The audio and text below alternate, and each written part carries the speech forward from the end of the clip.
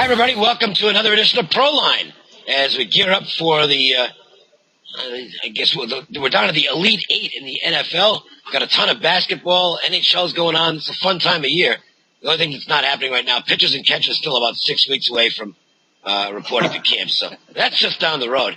I'm Dave Cokin. Jim Feist is here, of course, as is Big Al McMordie and Paul Bovi. And guys, before we get started with a lineup of games, it's pretty attractive that we're going to break down. Let's tell everybody what we've got going this weekend. Paul, let's begin with you. Well, I've got an NBA parlay going on Friday night. It's only $10. You'll get my top NFL game with it. And if I blow the parlay, hey, you'll get an entire week free. Call 866-577-9174. I've been on a pretty good run. 3-0 in the NFL playoffs, capped off by Alabama. This week, 3-2 in the NBA, 9-6 overall. And as you know, I owned the NBA last year, 88-59 against the spread. So get that parlay on Friday, 866-577-9174. Big Al, how are things in beautiful Los Angeles? Things are great. You know, we had the heat wave last week where it felt like summertime here, and now I think it's getting back to normal. Hey, speaking of, being hot, my Fortune 500 Club plays, they go for $500 online, and they're 46-27 in their last 73 online. They're 83-41 in college football, going back to 2005 on those games. The NFL Fortune 500 Club plays just a tad less than that. They're 66% lifetime online. And I've already posted my NFL Fortune 500 Club play for this weekend's action. But we've got a special offer for all viewers here. You're not going to pay $500 for this play. You can get it for just $5 little by calling 866-896-1628. And if you sign up for this special offer by Friday, you'll also get a Friday night basketball Fortune 500 Club play as a free bonus. So you get two huge high roller winners, one in the NFL, one in basketball, only for $5. 866-896-1628. Well, let me drop in what I'm doing this weekend. Sorry the Bulls are over. It was, it was good. If you played... I gave out a side and total on almost every game. There were a few games where I just had a side or a total, but was involved in every bowl game at some level, and plus 21 games altogether when the bottom line was written. So the bowl games were awesome. NFL got off to a great start last Saturday, didn't do as well on Sunday. That ended a very long streak, by the way, because I won every single NFL playoff selection last year and started off 2-0 this year, but I did lose on Sunday. So we'll get back in the win column on those. The basketball has been very good. I'm pretty happy right now. One total among the 4 games this weekend is an absolute standout to me as far as these NFL games are concerned. It's going to be a super total. I don't remember the last time I had one of these in a playoff game, so this will be my playoff total of the year. I'm going to include with that my 550 Club. Now, that's a play that's sold online, one per week, for $550 for one game. Plus another high roller play. If you call on Friday, I'm going to include those 2 basketball plays at no additional cost. And the cost for the big game, the total of the year, that's only $15. So for $15, you are getting 3 monster plays. 1-866-841-1665 is the number. That's 1-866-841-1665. And Jim Feist, well, I know you're excited about the college basketball schedule on Saturday, Jim. Well, Dave, I'm 42-20 in college hoops in the last 3 weeks. It's been it's been rock and roll time. I have these mathematical formulas that I use in college hoops, have been for over 30 years, and they've always worked, some years better than others, but they've always shown a profit. So, yeah, I'm really excited about college hoops. We're into the second season now. We're in the conference play, and everything has to be looked at a little bit differently. But I've been doing it so long, I'm used to doing it, and the switches in the modus operandi of the coaches and the teams are very different. Dave, you had a great bowl season.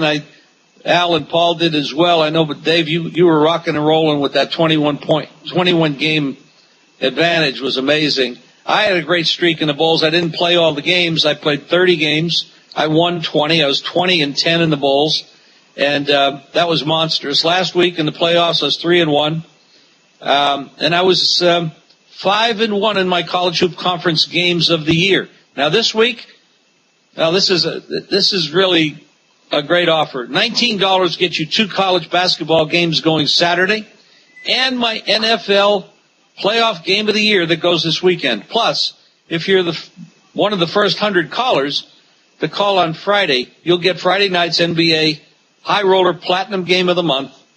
That's a bankroll builder this weekend. It's a $500 value.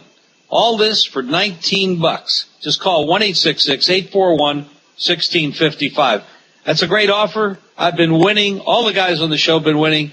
It's coming down to the end of the football season, but we keep going. We got basketball, and like you said, Dave, in a few weeks we got baseball. Rock and roll. Make that phone call. 1-866-841-1655 for a big weekend. Dave?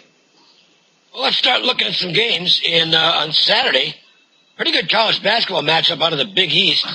Connecticut will hit the road to face Notre Dame. The Irish going through some growing pains this year. They're a younger team. They lost Abramitis, which was a critical injury for them. He's out for the year.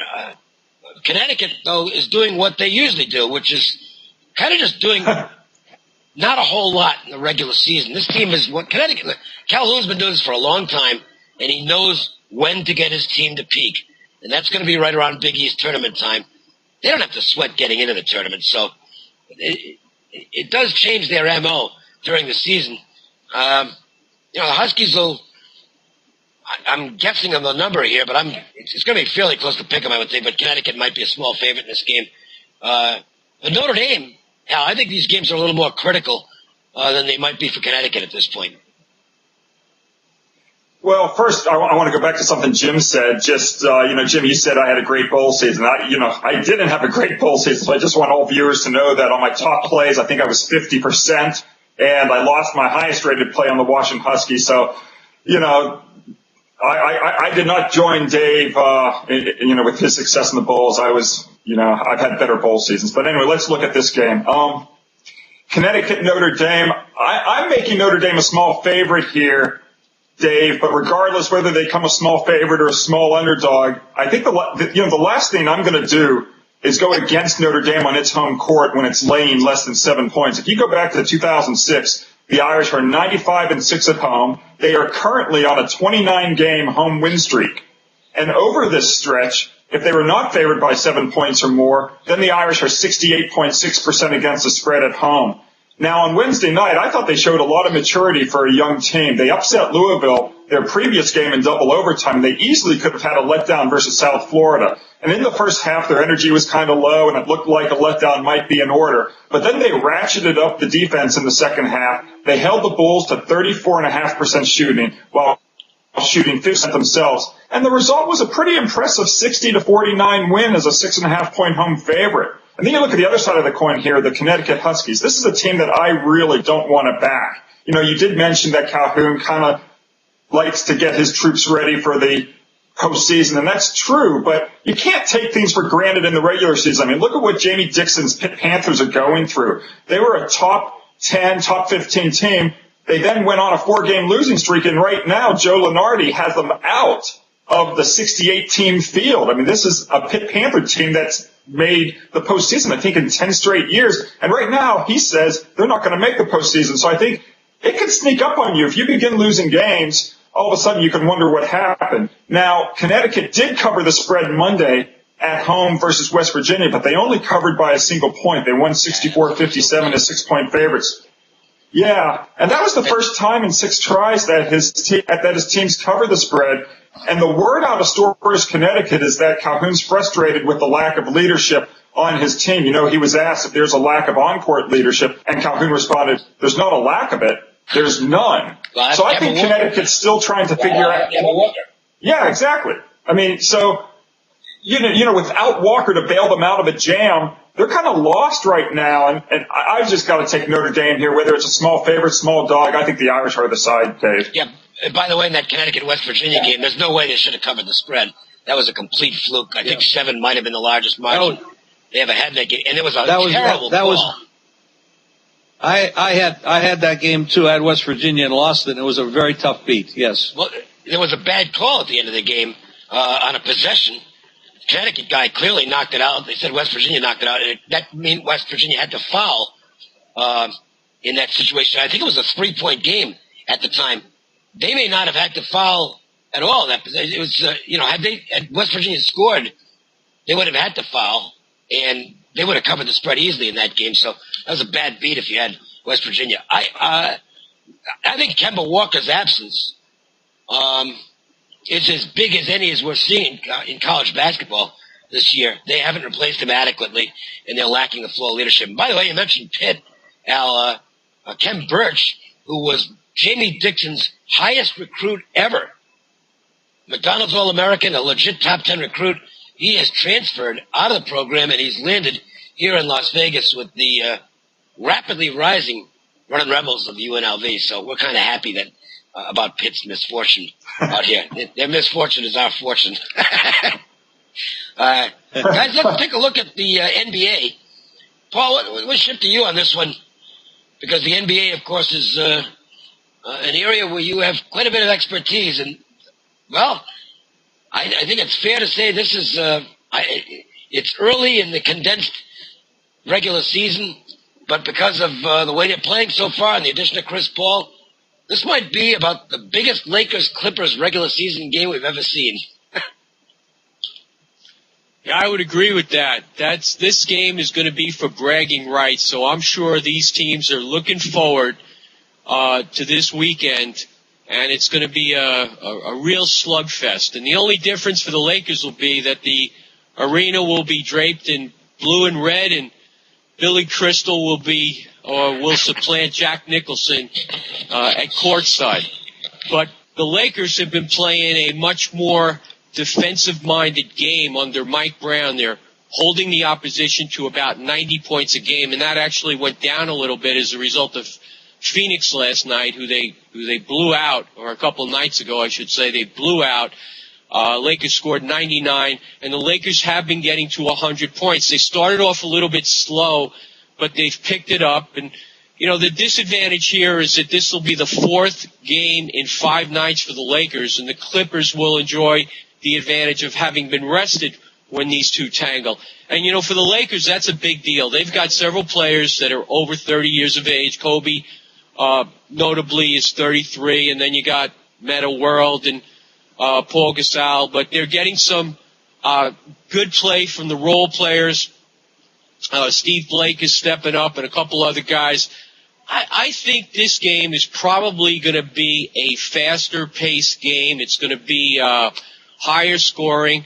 The Clippers have been having some problems starting out, and that's natural. When you make these acquisitions and you blend these players together, and you don't have a lot of time to practice, which is typical of this NBA season, it takes some time to mesh, but I think they're starting to work together a little bit better, and I think you're going to see a faster-paced, higher-scoring game here. I'm going to go over the total. Well, Chris Paul is just making such a huge difference for this basketball team. What a great point guard, and he's on a bigger stage now being in L.A. than he was at any time during New Orleans, his regime in New Orleans, and really, you can go back to those Wake Forest days where, they were kind of an overlooked team in the ACC. He is absolutely extraordinary, and Blake Griffin does something ridiculous every game from a visual standpoint. They're exciting. The Lakers, not too good this year when they put the road jerseys on. So they're playing in their home arena, but and I'm sure they'll dress in their regular clubhouse. But it's still wearing the road uniforms. My tendency is to look at the Clippers here. I don't know. We'll have to wait and see what the number is in the game on Saturday. I don't know if there's going to be any value in it enough to play, but I can say with some confidence that this will be a game the Clippers approach as a monster game. I'm not sure the Lakers as much, and be curious to see how the crowd reacts as well Will it be a heavy-duty Clippers crowd, or will a lot of Lakers intruders make their way in and kind of skew the home court advantage? Al, you're the LA expert. What's the crowd going to play like in this game? Well, depending on who's wearing the home jerseys, that's going to be the team that's going to have probably more of the fans in the arena. It's still a Laker town, but it's changing. I was actually in downtown Los Angeles last night, and right by Staples, there's this hotel, and on the side of the hotel, they had 3 Clippers, painted on the side of the hotel, this huge, Clipper mural. And that's never been the case here. It's always been a Laker town. And now right when you walk up to Staples Center, you see, Blake Griffin and Chauncey Billups and Chris Paul. It's crazy. And people are beginning to talk here about, hey, do you want to go see the Clippers play tonight? And that's never happened before. So, I think it's going to be a split crowd. You're still going to have the Laker loyalists, but, it's slowly changing. One thing that we're seeing this year, by the way, guys, overall in the NBA, we've never had a season, Jim, we've never had a season like this in terms of you have to input scheduling dynamics into any opinion that you make of the NBA. It's having an absolutely critical role in determining games. Teams playing 4 games in 5 nights, and other teams. And this has been an advantage. The Clippers didn't play their first back-to-back until the middle of this week. For some reason, the other teams playing 3 games in 3 nights. The Clippers hadn't even played 2 games in 2 nights until the middle of this week. I don't know how they came up with that scheduling, but that's certainly become a huge factor in our NBA analysis for this year.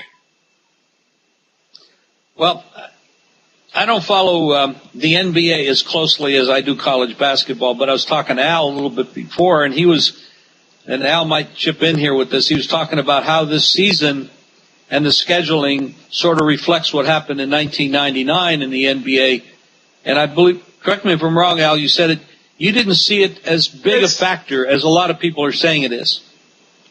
Yeah, it's completely overblown. I mean, everything gets priced into the line. You don't get any value by going against unrested teams when you're taking rested teams. I'm not saying you shouldn't be mindful of it because each team has a different personality. Some teams, as Dave mentioned, the older teams might not react as well as the teams with better younger players. But if you just look at the league as a whole, for example, teams playing 3 games in 3 nights actually in 1999 and this year covered the spread, more often than not. So it's something to just be aware of, but I don't ever use it as the overriding factor to make a decision on who I'm going to take in the game.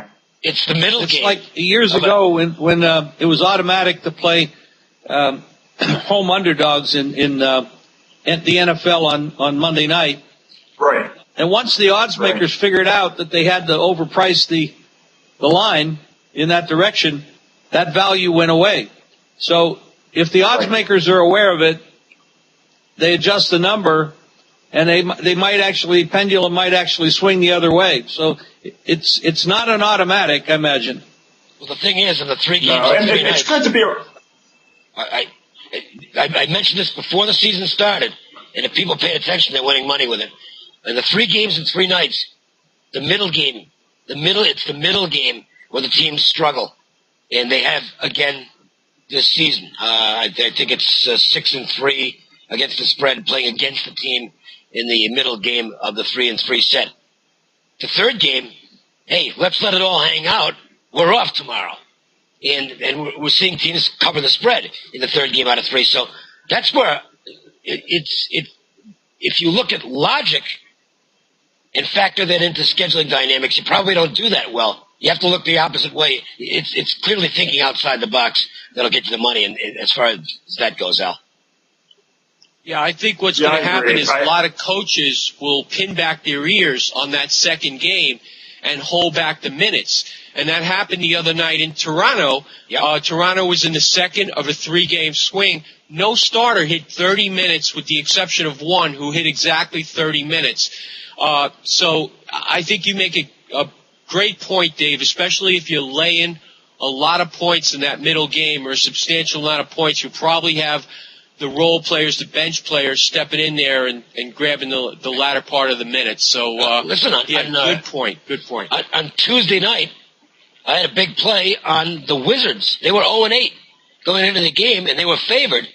And I thought that was the best play on the whole board that night because Toronto was in the second of the 3-3 set, and they'd extended themselves the prior night to get that win against Minnesota. It was a 10-point game, but it was a closer game than that. This was a bad spot for Toronto in the middle game, and sure enough, the Wizards pretty much knocked them around in that game. Washington actually looked like an NBA team that night. It'll be interesting to see when the next Wizard win comes because they're going to be underdogs their next 7 or 8 games. So they could be 1-16. They're an ugly team. Okay, let's do a little talk here, Jim. How valuable, in terms of what you do in the analysis and factoring this into the spread, how valuable is the bye week in the NFL playoffs, or is it overblown? I think it's overblown. I grant that it's nice to get it's nice to be able to rest your players, and I think if you're playing poorly, you might give you a little bit of time to go back and work some things and do a little reflection on what you've been doing wrong. And we all learn more from our failures than we do from our successes. So that little bit of time might actually help you. But if you've got a lot of momentum and you're doing real well playing every 7 days, and all of a sudden now you're at 14 days and you get off into the other things in life, I don't see how that helps you at all. You're taking away exactly what you were doing, and you were doing great. I think it hurts Jim, in that case. Jim, let me chip in with some numbers. I think you're exactly right. I mean, if you take a look at the teams off the bye week in this round of the playoffs, they're basically slightly above 50% against the spread. They're 52-48 against the spread. But you're exactly right. When they're playing bad, when they're coming off a loss, that goes up to 59%. They're actually underwater when they're coming off a win. So, in the aggregate, it's not really a big factor, but it does help you if you're coming off a loss, Jim. So I think you're exactly right. Well, Al, this is one where the odds makers have compensated over the years. Because if you go back a ways, it was a big advantage to have that week off. But now, all it takes is maybe a 2-point adjustment in the number by the odds makers, and it completely changes the whole dynamic as far as what the winning percentage is going to be, because it's all about getting the value, and it isn't there anymore. Yeah, you're exactly right. I mean, if you take a look at the numbers on most of these games, it's, most of the teams are laying above a touchdown. Well, the lines this weekend are very large. 2 of these games were played, they played each other a couple of weeks ago. Houston played Baltimore, lost by a couple touchdowns, although it was closer late. Yeah, it was. And then Green Bay and the Giants played, and that was a 3-point game in New York, 38-35. The lines are very big, but, the public has been winning. This has been a year where a lot of favorites have covered. Bookmakers have been crying all year about it. And believe me when I say this, they had their butts saved the other day when Pittsburgh lost to Denver, because everybody in the world had Pittsburgh in a teaser along with some of those other favorites, and they were dying. If Pittsburgh won that game even by 1 point, the bookmakers would have got crushed. Which leads us to the first game we're going to talk about, Dave, is the Denver Broncos at the Patriots. And, and we all talk about how bad the Patriots defense is. And it isn't very good, especially for a team with this high a ranking and one of the favorites to win the Super Bowl. They're ranked 14th in points given up for the year. And everybody talks about Denver having such a good defense. But they're ranked 24th in giving up points. And they've been giving up a lot of yards, 400 yards in the last 3 of the last 4 games. Their defense is not as good as people think it is. Perhaps that's the type of style of play that they've had for a while, and they had a lot of close decisions, but that might change the pace of the game a little bit. But they do give up a lot of points, and they do give up a lot of yards, so their defense is not as strong as people give it credit for. And of course, they did play New England a few weeks back and gave up 41 points, losing 41-23. Interesting game. Odds makers opened this game at 14. I saw one place at 15.5 right away, and of course it's backed off to 13.5 now. For a playoff game, of course you have the Tim Tebow factor, and I don't know if anybody knows how to handicap that kid, but I really don't. It's wild what he's doing, and everybody says the kid can't play quarterback, but he's 8-4 as a starter. I mean, how many guys that can't play quarterback are 8-4 as a starter? I just don't understand. I just don't get it. I mean, the Kansas City Chiefs 2 weeks ago, they ran the blueprint for how you defend Tebow. You don't put 8 guys up in the box, or 9 as Pittsburgh did on occasion. Let them run in the middle of the field. Just don't let them complete any passes. I don't know why Pittsburgh, they took the opposite tack last week. They said, well, we're not going to let you run because they think that's the only way. We're going to make you beat us in the air. Well, he did. He had wide open guys on occasion, and then they made good plays in terms of yards after the catch. And Tebow deserves credit for making some big plays. He still didn't complete 50% of his passes, but 316 yards on 10 completions. Paul, that's pretty good. He's going to have a big, I'll tell you what, though, he's going to have a big day here because he's up against a guy that there's no question about in terms of quarterbacking abilities, and that's Tom Brady. Well, Dave, one thing that should be pointed out last week, you can't take out 3 pieces of a defense and expect them to perform at the same level.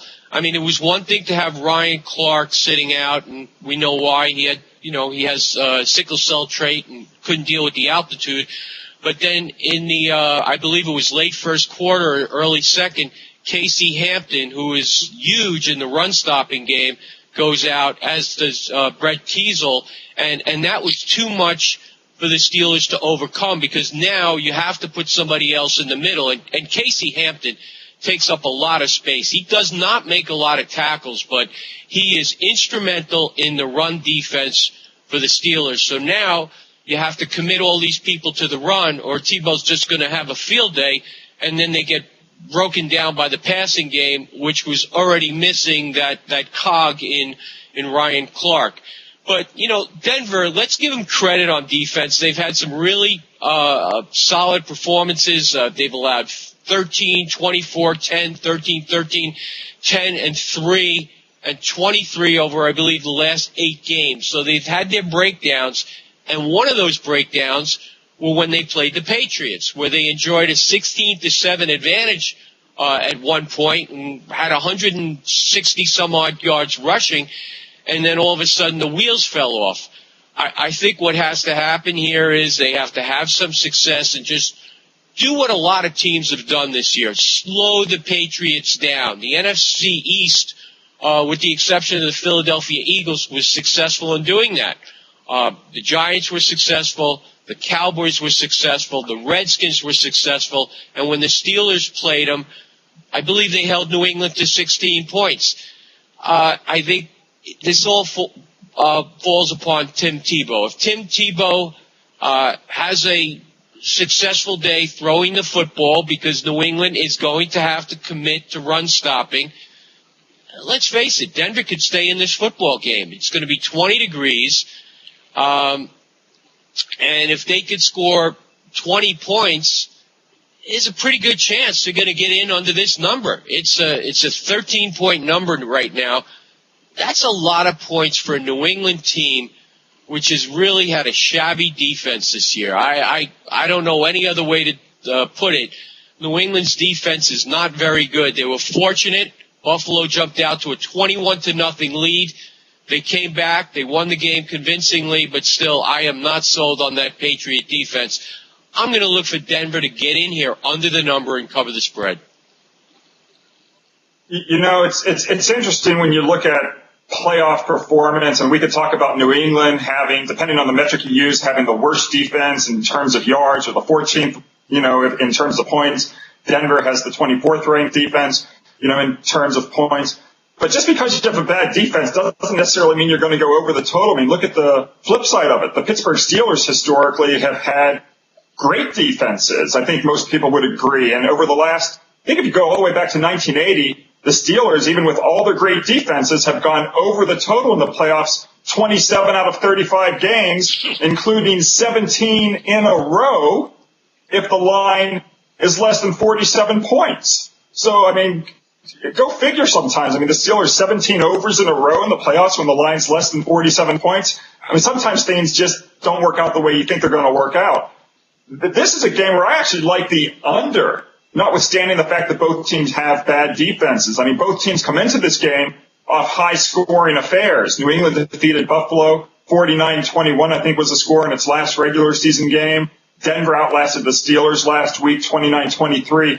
But if you go back to 1985, NFL playoffs games have had a strong tendency to go under the total. In fact, 65.6% of the time, if both teams' previous games generated 45 points or more, and the over-under line in the current game is 43 points or higher. In the previous game, New England and Buffalo combined, I think, for 70. Denver and Pittsburgh combined for 52. I'm going to take this game under the total. Right now it's at 50.5. I think it's a good number to take the under, guys. Well, let's look at. Well, you're definitely going to have some inclement weather there. I mean, it might just be cold. It may not get any wind or rain or snow, but Denver's used to bad weather, and they're coming off of altitude, so that won't hurt them. Al, you make some great points when you look at the stats over a period of time. I look at it a little bit differently. I think it comes down to the style of defense that Dave brought up earlier that Pittsburgh played last week against Denver. It didn't allow Tebow to complete 40-yard passes. It gave him the opportunity, and he did make the plays.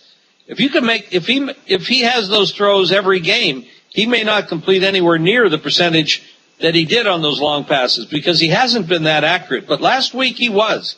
He hit some amazing shots on one-on-one coverage deep. I don't know that New England's going to allow that. Obviously, if you play man, you do get some more open people. If you play zone, there's some soft spots in the zones but he hasn't been able to hit those short soft spots.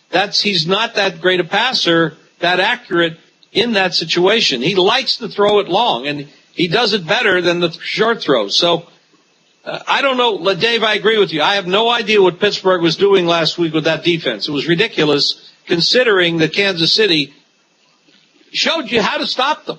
I mean, and they just came out and sometimes I wonder about the intelligence of these offensive and defensive coordinators. They get hung up on what they want to do. I mean, in the Kansas City-Denver game, Denver rushed for over 200 yards in that game. They didn't score any points because Kansas City was giving them the middle of the field. Here, you want to run? Go ahead. And Tebow only had 50 yards rushing. It's not like he killed them in that game. I don't know why the Steelers just got hung up in running what they wanted to run here. And LeBeau, I'm not knocking Dick LeBeau. He's one of the all-time great defensive coordinators, but they ran the wrong defense in that football game, and they paid for it. Well, I think that Paul made a great point with the injuries. They did come up short on the injuries that Pittsburgh did. So they were hurting. So whatever game plan they had going in, when you lose those kind of players, the quality of players they were. I will point this out. The last time that New England played Denver, which was in Denver, Denver took the lead in that game. Yep. And they turned the ball over, I think, 3 times in the second quarter and gave New England a lot of points. Well, you can't do that to New England. They're going to get their points anyway. You certainly can't spot them 3 turnovers and win the game. So they put themselves behind the 8 ball. But in that game, they ran the ball for 252 yards. So whatever defense New England played against them did not work in that regard.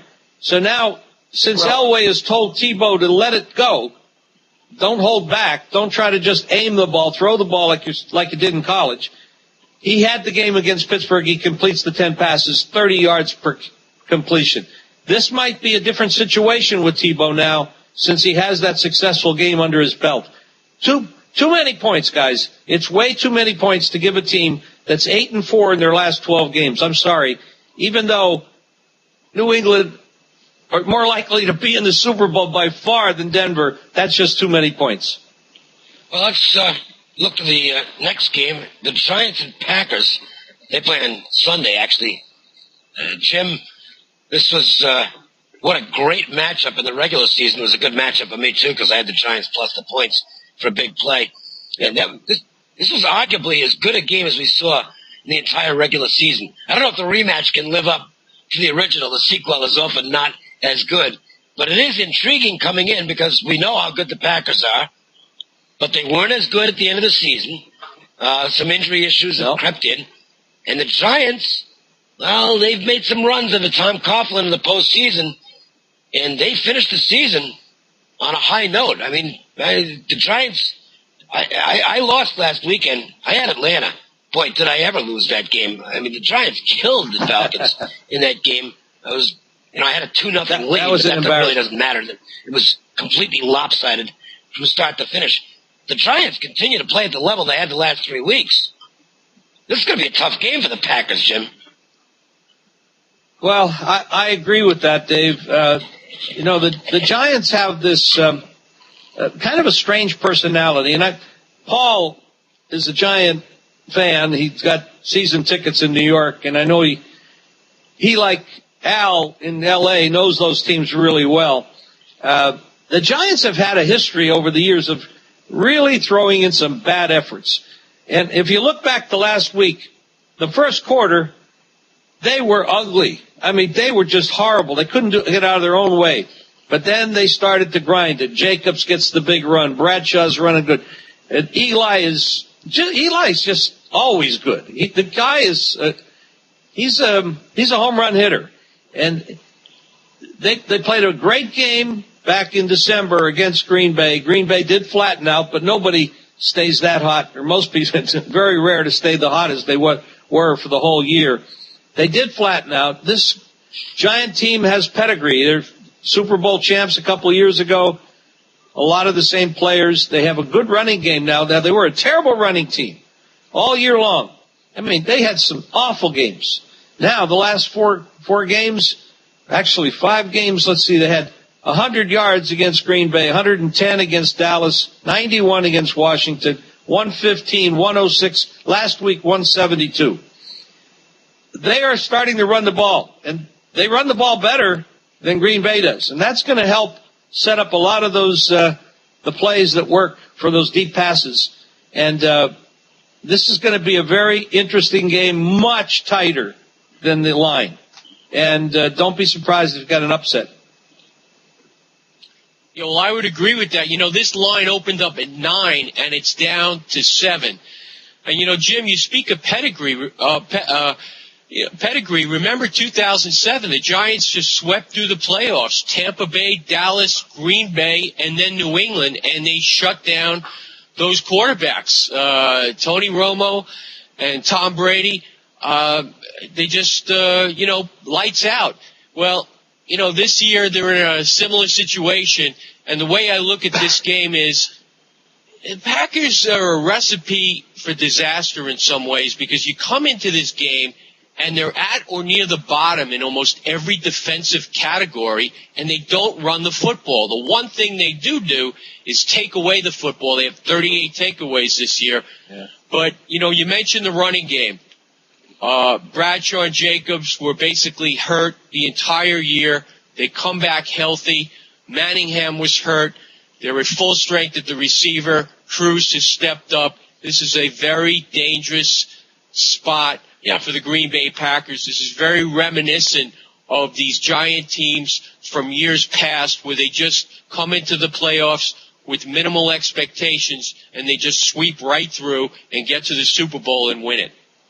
Of the lower seeded teams this year's playoffs, regardless of the way things play out, I think the one team that scares everybody is the Giants. I mean, they are very capable when they're right of doing some damage, Al. Yeah, I guess I'm just in left field here. I mean, Jim, first of all, you say Green Bay's, you say they flattened out. Show me where they flattened out. I mean, this is a Green Bay team that's lost 1 game all season. This is a Green Bay team that played their backups in large part against Detroit and still put up 45 points. And Matt Flynn had the best game of any quarterback in Green Bay history. They covered the spread against Detroit. They covered the spread the previous week against Chicago. They put up 35 against the Bears and won 35-21. This is a team that has won 15 out of 16 games. And even though they didn't win against Kansas City, a large part of that might have been due to the fact that Greg Jennings was injured. And Jennings is going to be back for this playoff game. And the Packers haven't lost with Jennings on the field. Now, I admit I'm a bit biased. I mean, I have Green Bay at 7-1 odds to win the Super Bowl. I've got Green Bay at 3-1 odds to win the NFC. I had Green Bay last year at 10-1 odds to win the Super Bowl. I mean, this is a team that I've thought for the last couple of years was going to be a dynasty. I'll probably take them next year, too.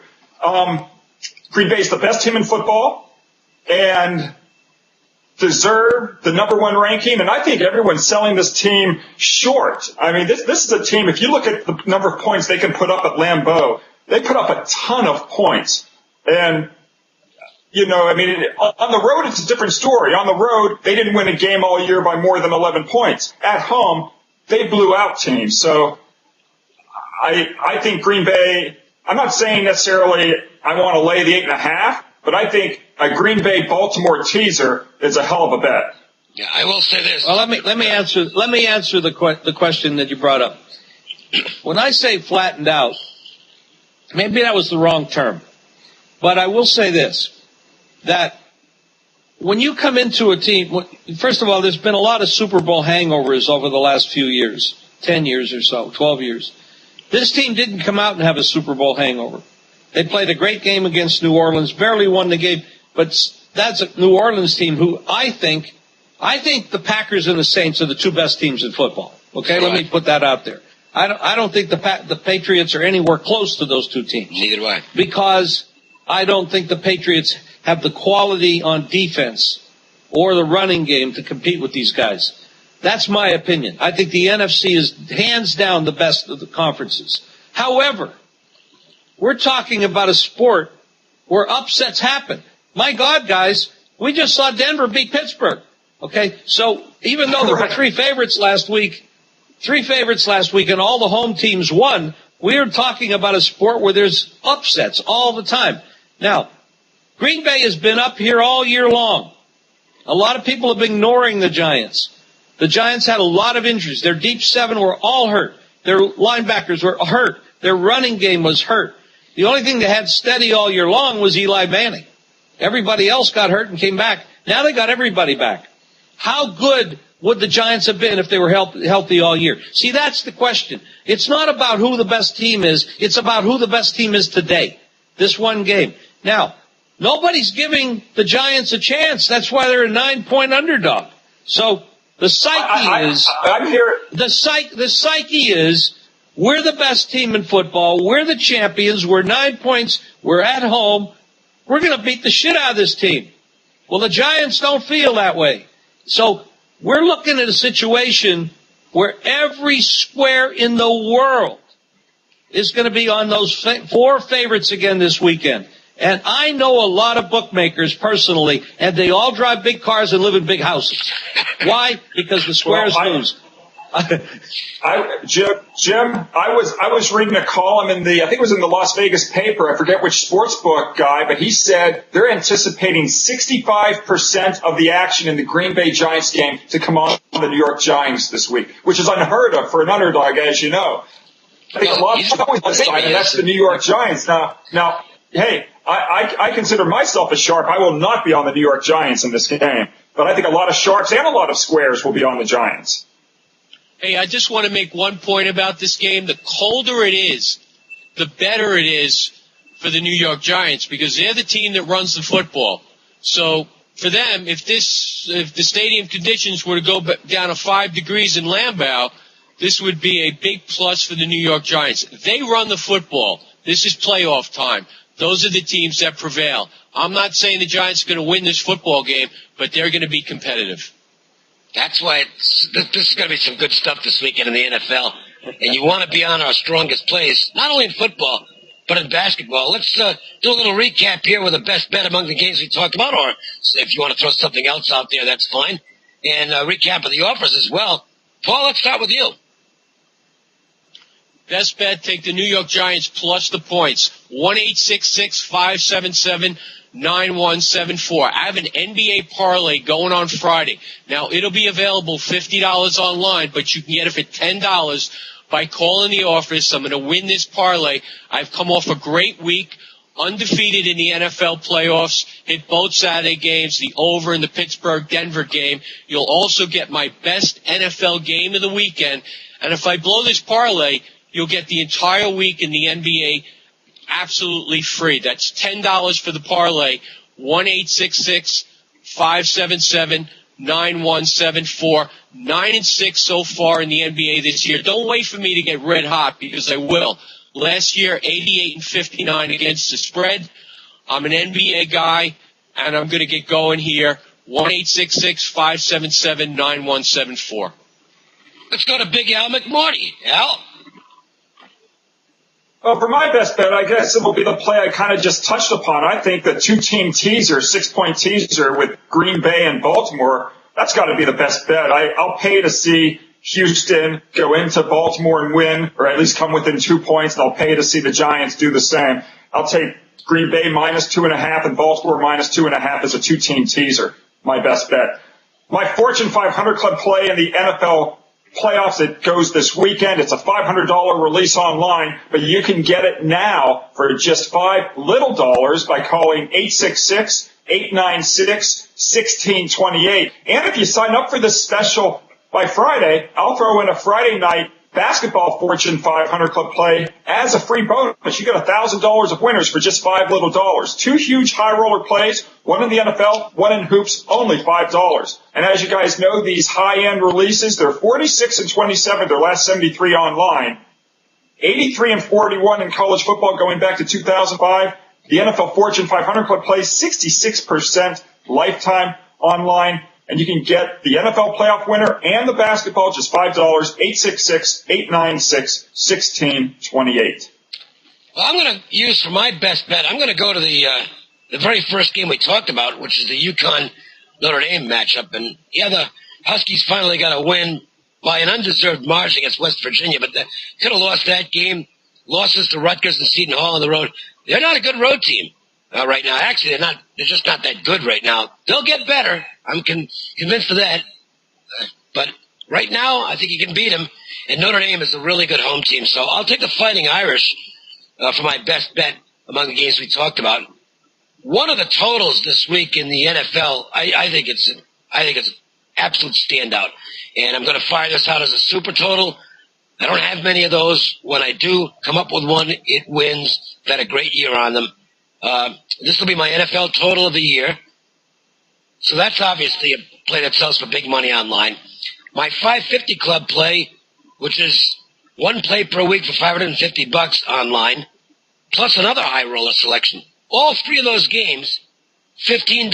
The only catch is you need to call Friday to get all 3 of those games, because one of them goes on Friday. So, if you don't call, you're obviously not much point in getting the game after it's already been played. You can't make any money with that, unless you have a really stupid bookmaker. And as Jim mentioned before, they're the ones driving the big cars, so therefore it's unlikely that you'll be able to pass post your bookmaker. So I would say call on Friday and get all 3 of these games for $15. 1-866-841-1665, the number to call. 1-866-841-1665. And don't forget to check the website for some good plays for those of you that are looking for a good value, $20 plays, $25. Outstanding stuff every day on the website.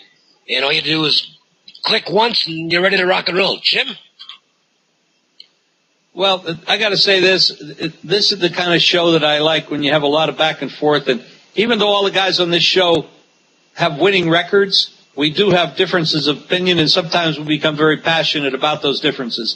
It all comes out on Monday morning. We know who was right and who was wrong, and usually that breaks out about 50-50. So it was fun. This weekend, like I said before, I've been doing very well this year in just about everything, and knock on wood, that'll continue. 20-10 in the bowls, but I'm gonna go with the best bet here on the show. I'm gonna take Notre Dame. I see that Calhoun says that we're having a bump in the road. They're in a slump. They're playing in a tough spot. Notre Dame is a tough home team, although they've suffered terrible injury losses.